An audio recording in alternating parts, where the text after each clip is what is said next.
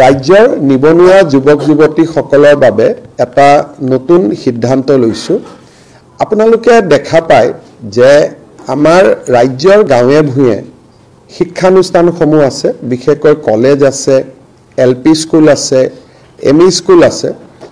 আৰু যেতিয়া আমি সেন্ট্ৰেলাইজ গ্ৰেড 4ৰ পৰীক্ষা পাতো তেতিয়ালে সাধাৰণতে আমাৰ গাঁৱত যিজন কৰ্মচাৰী হ'ব লাগে প্ৰাথমিক বিদ্যালয়খনত, মাধ্যমিক বিদ্যালয়খনত বা হাইস্কুলখনত মেৰিটত কেতিয়াবা বেলেগ জিলাৰ পৰা ল'ৰা ছোৱালী গৈ পায়।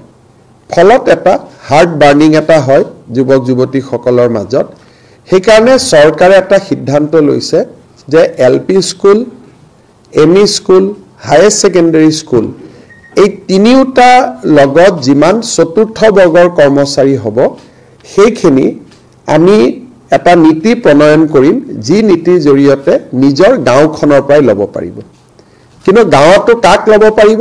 মেৰিটত ল'ব লাগিব, এনেই ল'ব নোৱাৰে। গাঁৱতো মেৰিটতে হ'ব। কিন্তু আমি যিহেতু বহুত সময় দেখা পাওঁ যোগদান কৰিব নিদিয়ে, মানুহৰ মাজত হাৰ্ট বাৰ্নিং হয় যে আমাৰ গাঁৱৰে এমই স্কুলখন, নলবাৰী এমই স্কুল আৰু বৰপেটাৰ পৰা মানুহ আহিছে, যোৰহাটৰ এমই স্কুল, ডিব্ৰুগড়ৰ পৰা ল'ৰা আহিছে জইন কৰিব। অলপ ল'ৰা ছোৱালীৰ মনত এটা হাৰ্ট বাৰ্নিং হোৱা আমি দেখা পাইছিলোঁ। সেইকাৰণে আমি এটা সিদ্ধান্ত লৈছোঁ যে যিয়ে ল'ৰা ছোৱালী যি জাগাত স্কুলখন হ'ব, যদি এলপি স্কুলখন হয় সেই ৰেভিনিউ ভিলেজৰ পৰা হ'ব, হাইস্কুলখন যদি হয় সেই গাঁও পঞ্চায়তৰ পৰা হ'ব, বা হায়াৰ ছেকেণ্ডাৰী স্কুল হ'লেও গাঁও পঞ্চায়তৰ পৰা হ'ব। এইটো এলপিৰ পৰা হায়াৰ ছেকেণ্ডাৰী স্কুললৈকে হ'ব। কলেজত আকৌ মেৰিট বেচিছতে হ'ব, বা আন চৰকাৰী পোষ্টবিলাকতো মেৰিট বেচিছত হ'ব।